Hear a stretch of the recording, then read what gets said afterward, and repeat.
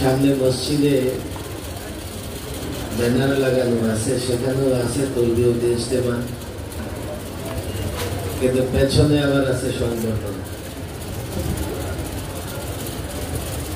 কোনো সমস্যা নেই, যে মজলিস তরবিয়তি হয় সেটাই সংবর্ধনাও হতে পারে।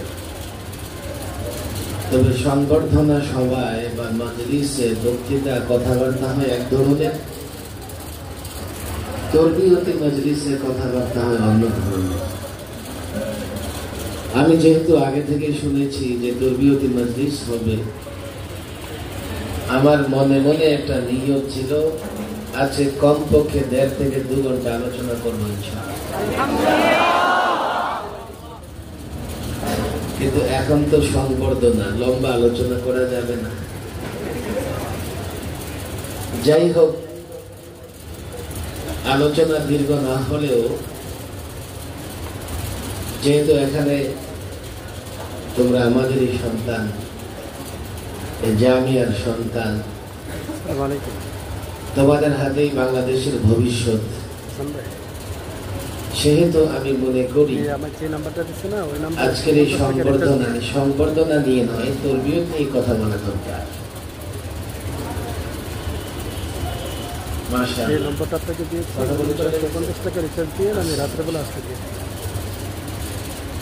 আরো 2 জন সংবর্ধিত ব্যক্তিত্ব আছেন উপস্থিত, সদ্য কারামুক্ত মাওলানা মামুনুল হক সাহেব এবং মাওলানা মঞ্জুরুল ইসলাম আফন্দি। ওনারাও কথা বলবেন। কথা বুঝেন নাই?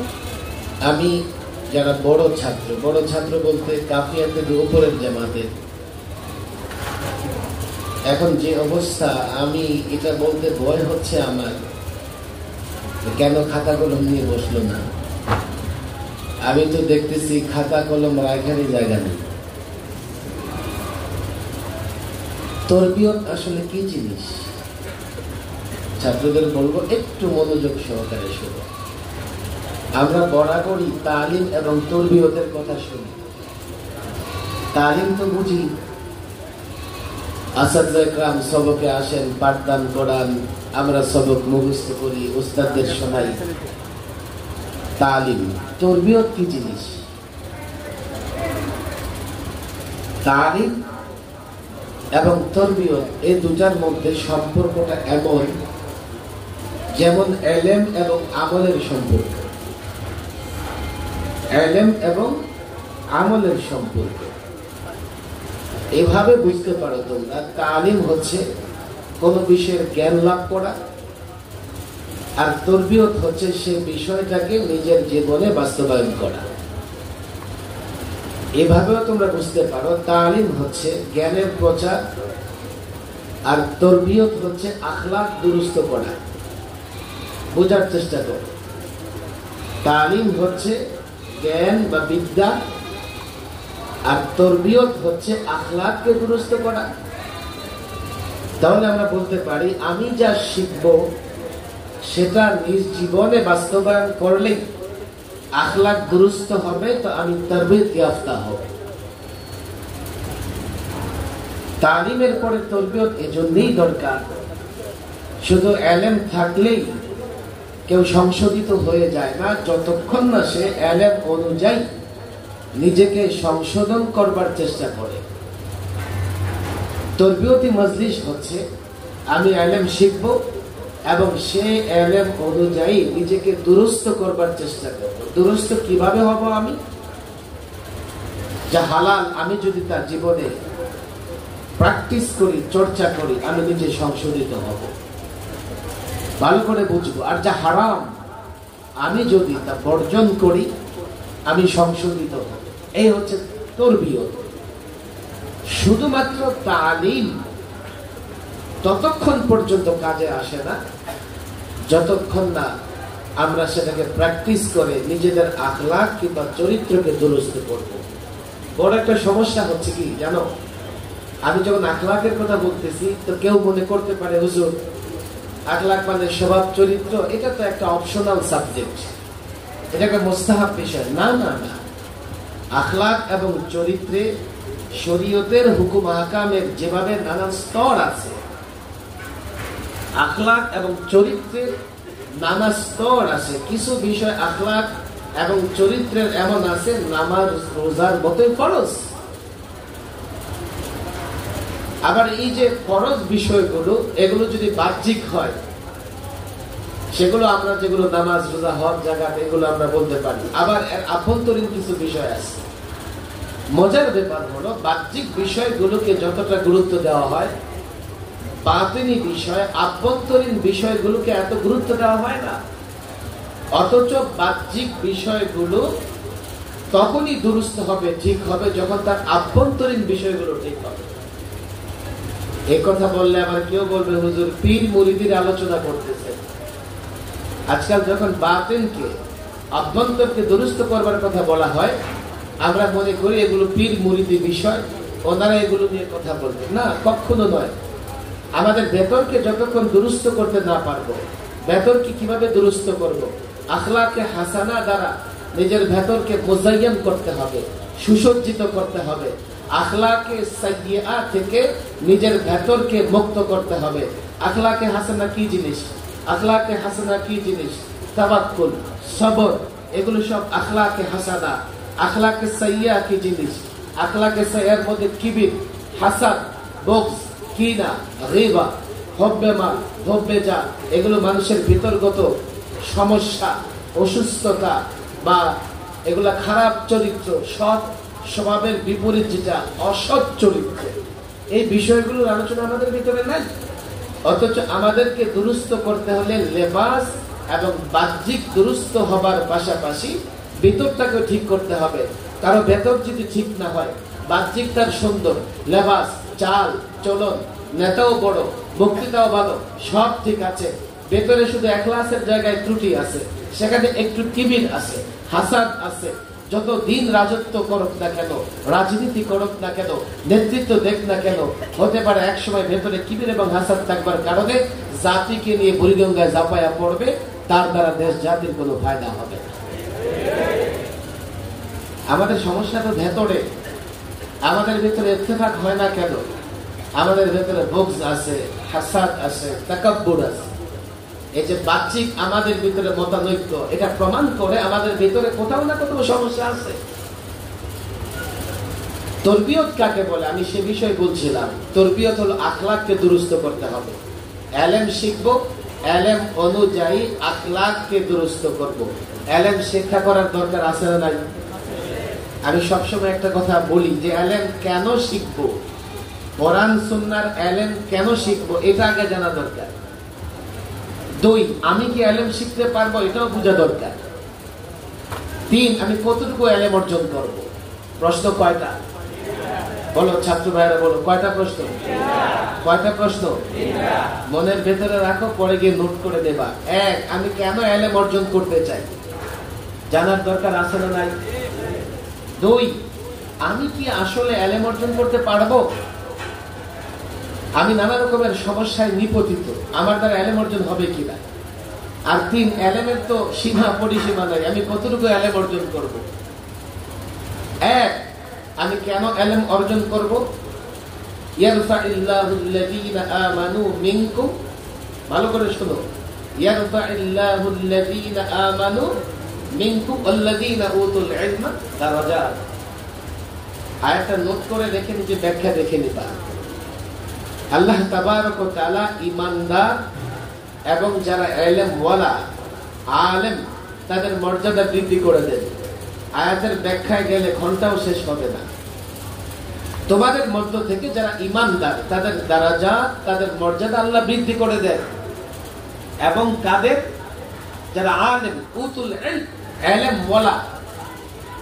তবে এই সাধারণ ঈমানদার এবং আলেমের মর্যাদার মধ্যে পার্থক্য আছে না নাই? কত পার্থক্য জানো?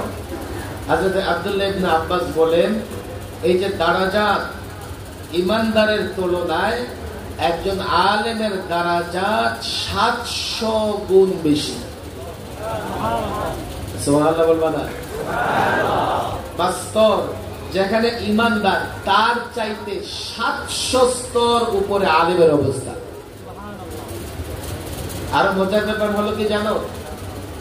700 স্তর এক স্তর থেকে আরেক স্তরের যে ব্যবধান, এটা অতিক্রম করতে 500 বছর সময় লাগে। আমি কেন ইলম অর্জন করব? আমি যদি আলেম হই, একজন সাধারণ মানুষ থেকে একজন আলেমের মর্যাদা, দারাজাত বলুন 700 দারাজাত উপরে আলেমের অবস্থান, আর এক দরজা থেকে আরেক দরজার ব্যবধান, এই জায়গা অতিক্রম করতে সময় লাগবে 500 বছর। ইমাম গাজ্জালী ইহয়া উলুমুদ্দিন এই কথাগুলো লিখেছেন। আব্দুল্লাহ ইবনে আব্বাস এর রেফারেন্স দিয়ে দিলাম। আমি কেন আলেম হতে চাই? কোরআনে কারীম আল্লাহ বলেছেন, হাল ইয়াস্তাবিল্লাযীনা ইয়া'লামুনা ওয়াল্লাযীনা লা ইয়া'লামুন। যারা জানে তারা, যারা জানে না তারা কখনো বরাবর নয়।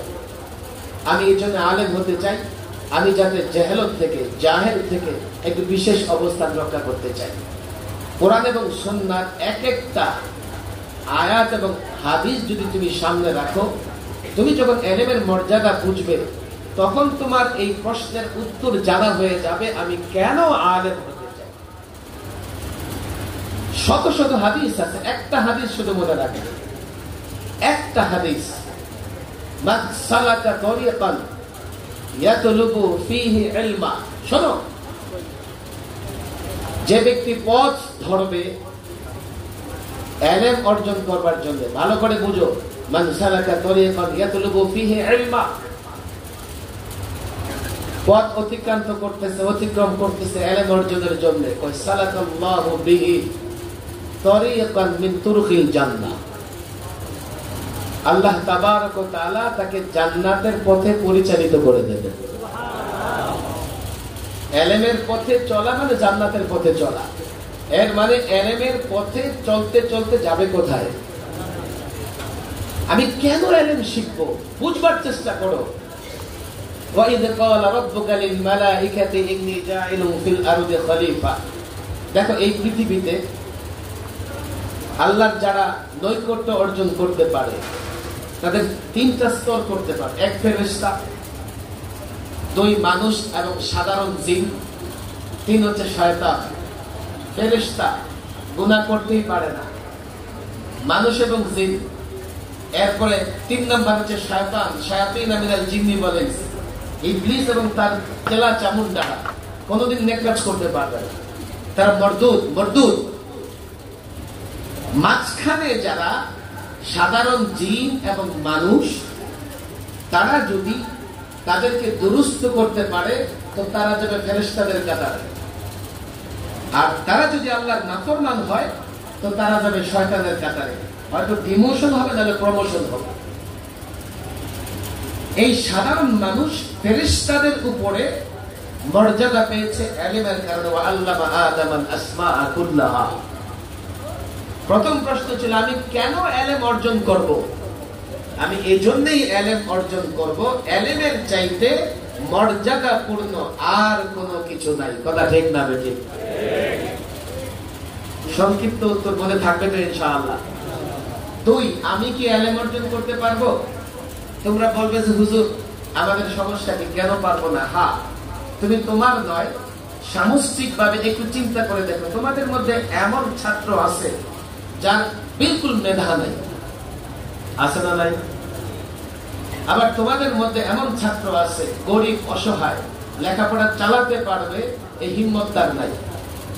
আবার তোমাদের মধ্যে এমন ছাত্র আছে বৎসরের 9 মাস অসুস্থ থাকে, আছে না নাই? আমার দ্বারা কি হুজুর ইলম অর্জন হবে? আমি এই প্রশ্নের উত্তর বিস্তারিত দিব না, তবে আমি তোমাদেরকে উত্তর খোঁজার জন্য একটা পথ বের করে দিতে চাই। সেটা কি জানো? আকাবের আসলাফদের জীবনী মোতালা করো, আকাবেরদের জীবনী পড়ো।